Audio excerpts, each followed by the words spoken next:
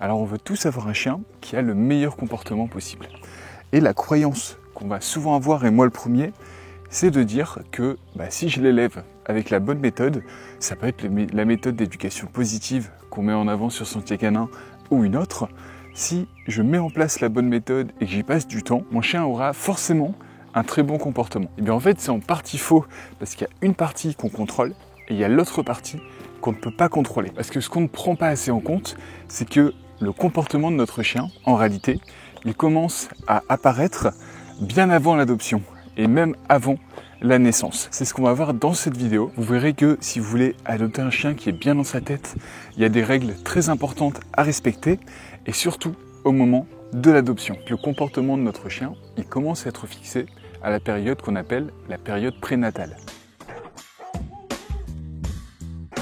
Donc cette période, elle commence à peu près lorsque le chien il est dans le ventre de sa mère depuis environ 2 mois. Et ce qui se passe à cette période, c'est que le fœtus commence à ressentir tous les éléments qui se trouvent autour de sa mère. Et comme il est fortement influencé par les éléments autour de sa mère, c'est-à-dire qu'il peut ressentir le stress qu'elle peut avoir, il peut ressentir lorsqu'elle est au calme, parce qu'en fait, les hormones du stress, ils vont passer directement par le placenta jusqu'au fœtus. Et cette période, elle est vraiment charnière parce que c'est là où le chien pourrait avoir une fixation de peur ou alors développer une méfiance naturelle. Et cette méfiance, elle viendrait directement de sa mère. Donc les conseils que je peux vous donner, c'est déjà d'essayer de bien choisir l'élevage.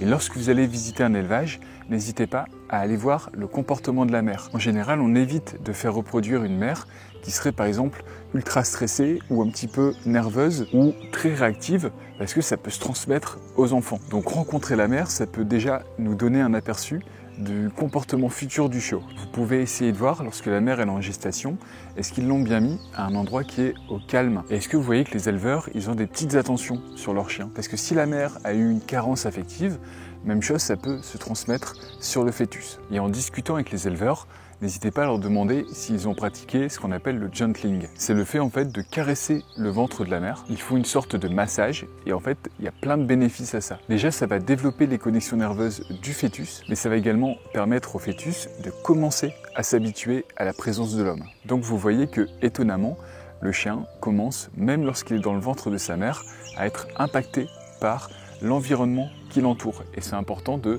bien choisir l'élevage et de se battre contre les élevages qui ne font pas bien leur travail et qui créent des futurs chiens qui pourraient être agressifs, qui pourraient être réactifs parce qu'on ne leur a pas donné les éléments dès le départ. Et maintenant qu'on a compris ça, on va passer à la deuxième étape lorsque le chiot arrive au monde. Et cette deuxième étape, c'est la période néonatale. Elle va durer environ 14 jours jusqu'à l'ouverture des yeux de votre chiot. Cette période, elle est un peu particulière parce que le chien continue à développer ses connexions nerveuses. En fait, il est en état végétatif, il est sourd, il est aveugle et il dépend entièrement de sa mère. À cette période, en fait, ses interactions avec son environnement, elles sont très limitées parce que, comme je vous le disais, il est sourd, il est aveugle, ses capacités sensorielles, elles sont très limitées. Et donc, pendant cette période, il va simplement chercher de la nourriture et de la chaleur. Et la mère, elle a un rôle qui est crucial puisque c'est elle qui assure sa survie et qui assure son développement. Et donc pendant cette période, on en revient à la même chose que ce qu'on disait tout à l'heure. Il faudra bien choisir l'éleveur, un éleveur qui va respecter le fait que le chiot et la mère, ils ont besoin d'être au calme pour bien se développer. Les chiots, dès le premier jour, ils vont avoir besoin d'être manipulés et de manière quotidienne par l'éleveur pour qu'il continue à développer ses connexions nerveuses, qu'il s'habitue à la présence de l'homme. Et ça, si c'est bien fait, ça va l'aider pendant tout son développement, tout le reste de sa vie. Et comme d'habitude, toutes les informations de cette vidéo qui est quand même assez lourde, je vais essayer de tout vous condenser dans les astuces de Sentier Canin. Donc c'est un fichier qui va résumer l'entièreté de cette vidéo. Je vais également vous mettre dessus le petit graphe qui représente tout le développement de la vie du chiot. Et ça, encore une fois, c'est gratuit, c'est disponible dans la description de cette vidéo. Et maintenant, passons à la troisième étape. Le chiot ouvre les yeux. C'est ce qu'on appelle la période de transition. Cette période, elle va durer environ une semaine et c'est la période où le chiot ouvre enfin les yeux. Il commence à réagir au bruit et il peut enfin envisager son environnement. Et c'est également là où tout ce qui est protection immunitaire ou régulation thermique, ça va commencer à se former. Et surtout, c'est à cette période où ce qu'on appelle l'imprégnation de la race va arriver. Le chien commence à comprendre qu'il est un chien puisqu'il voit sa mère et donc il peut s'identifier à elle. Parce que depuis sa naissance, il n'y avait que sa mère en fait qui était attachée à lui et lui il était dans un état végétatif. Mais là, maintenant qu'il commence à reconnaître sa mère et à s'identifier à elle, il commence également à s'attacher à elle. Il sait que sa mère en fait c'est une source de survie, c'est une source de réconfort, donc il va la suivre partout parce qu'il sait qu'il est dépendant d'elle. C'est une période qui est cruciale également et il faut que le chiot il puisse être avec sa mère constamment parce que c'est elle qui va tout lui apprendre. Elle va l'aider au développement sensoriel et là, pendant cette période, on peut commencer à mettre des stimuli qui vont être très doux parce que s'il n'apprend pas à avoir de nouveaux stimuli à ce moment-là, il aura peur de tous les nouveaux stimuli dans sa vie. C'est ce qu'on appellera la néophobie. Et pareil, il faudra que l'éleveur continue à manipuler les chiens régulièrement pour développer ses connexions nerveuses et l'habituer à l'humain. Tu fais de l'eau ? On en est maintenant à la période de socialisation primaire. Cette période, elle commence de la 3e semaine du chiot jusqu'à sa 16e semaine. Ce qui est important de comprendre dans cette période, c'est que le chiot, jusqu'à ses 4 mois, il continue à développer ses connexions nerveuses. Et l'avantage de cette période, c'est qu'on peut lui ancrer des comportements qui seront fixés dans sa mémoire pour toujours. Mais ça peut être de manière positive, mais également négative. D'où l'importance de bien choisir son éleveur. C'est là également où le chiot va développer son autocontrôle. Parce qu'au début, la mère, elle était vachement conciliante. C'est-à-dire que si le chiot la mordait un petit peu trop fort lorsqu'il était tout bébé, elle disait rien. Et au fur et à mesure des semaines, plus il va grandir, plus elle va être exigeante et refuser le fait qu'il mordille beaucoup trop fort. Ça va permettre au chien de canaliser son énergie et de ne pas mordre trop fort le maître ou ses congénères lorsqu'il sera adulte. Et vous l'avez peut-être vécu, moi c'est le cas avec Mia, lorsque je l'ai adoptée autour de 3 mois, elle continuait à mordiller un petit peu trop fort et c'était à moi de lui dire de ne pas le faire trop fort. En fait, j'ai pris le rôle de la mère pendant le dernier mois d'apprentissage. Et si la mère n'a pas fait le travail, le problème c'est que vous allez avoir un chien qui va être peut-être beaucoup trop speed, il pourrait être impatient, voire hyperactif. Et pendant la socialisation primaire, il y a 2 grandes périodes. Il y a la période de la 3e à la 5e semaine où le chien, il aura peur de rien, il aura envie de tout explorer. Et sa mère, son rôle, ça va être de renforcer cette curiosité. Mais dans un second temps, de la 5e à la 10e semaine, le chien va commencer à comprendre qu'il y a du danger à l'extérieur. Et c'est là qu'il peut commencer à avoir peur de l'inconnu. Et donc sa mère va le pousser à tout explorer en le rassurant au maximum.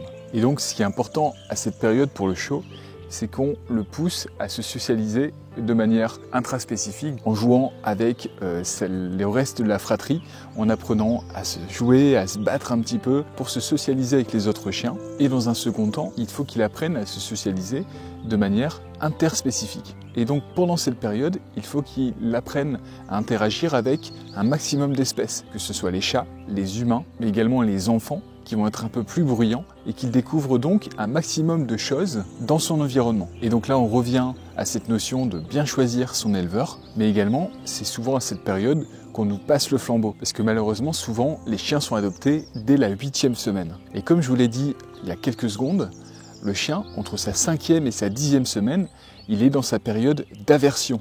Il a peur de tout. Et c'est là il faut que nous, les nouveaux adoptants, on soit un minimum formés pour comprendre qu'en fait, c'est à nous de pousser le chiot à découvrir un maximum de ce qui se passe autour de lui. Et c'est pendant ces 2 semaines cruciales où il faudra faire un maximum d'activités.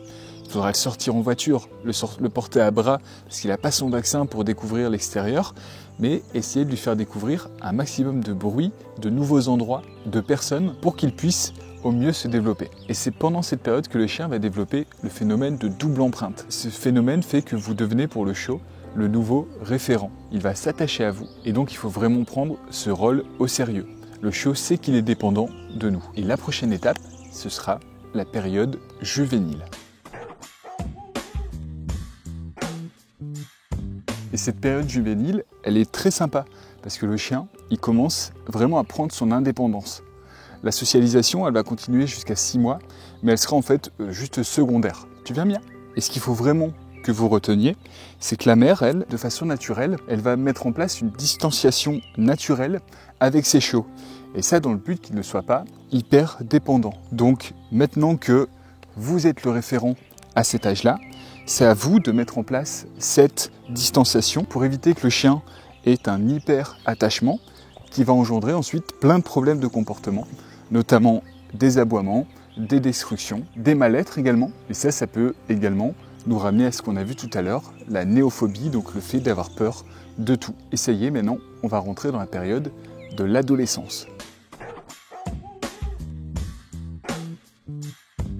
Et pendant cette période, le chien, il va avoir de plus en plus d'énergie, il va vouloir explorer de plus en plus. C'est vraiment une période où le chien, il devient extrêmement curieux et il a ce désir d'indépendance. Là, notre rôle, ça va être de continuer à apporter une stimulation physique et mentale à notre chien pour qu'il soit le mieux équilibré possible. On peut également essayer de renforcer tout ce qu'on a vu ensemble, tout ce qu'on a appris pour que ce soit vraiment des acquis. Et c'est là également où on peut essayer de motiver notre chien en le félicitant à avoir des interactions qui vont être positives avec les autres chiens ou avec les humains. Et il faudra vraiment, je pense, être constant dans votre éducation pour que votre chien soit le plus développé possible. Donc si vous avez mis en place une éducation qui est basée comme moi sur le renforcement positif, il faudra simplement continuer là-dessus, aller de plus en plus loin et ça lui apportera un maximum d'équilibrage. Votre chien, son éducation, elle ne sera jamais finie. Jusqu'à la période senior qu'on va voir après, notre chien et nous également, on continue à apprendre l'un de l'autre. On peut travailler sur des nouveaux ordres, de nouvelles commandes, de nouvelles manières de jouer ensemble, d'échanger. Et c'est ça qui fera également, je pense, la beauté de la relation. Et elle nous amène vers la période senior. Pendant cette période, nos chiens, ils vont commencer à vieillir, ils vont commencer à avoir des douleurs et donc on ne pourra plus attendre constamment les mêmes choses d'eux. Il faudra vraiment être vigilant sur les problèmes de santé et également essayer d'adapter au fur et à mesure, suivant l'âge de votre chien et sa race, d'adapter les exercices physiques que vous allez lui faire pour éviter qu'il ait des problèmes d'articulation ou des grosses douleurs. Et ce qu'il y a à retenir de tout ça, c'est que l'éducation de nos chiens, elle commence même avant la naissance. Et donc il sera important de bien choisir l'élevage où vous voulez adopter votre chien.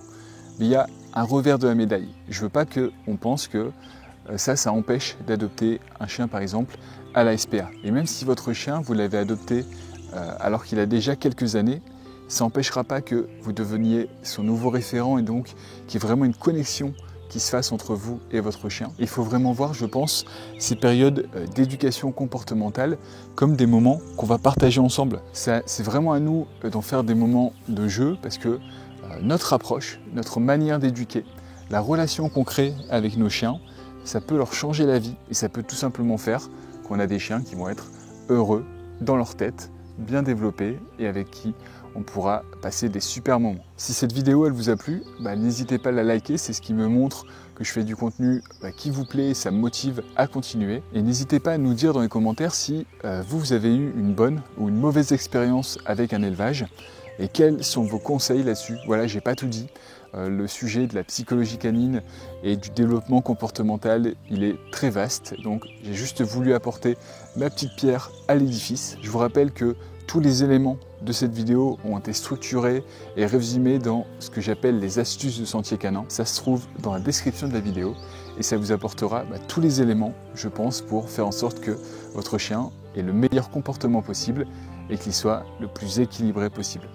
Moi et Mia, on va continuer notre promenade, on va aller promener parce qu'encore une fois, je parle trop et je vous dis à très bientôt pour la prochaine vidéo. Merci de votre soutien et à bientôt.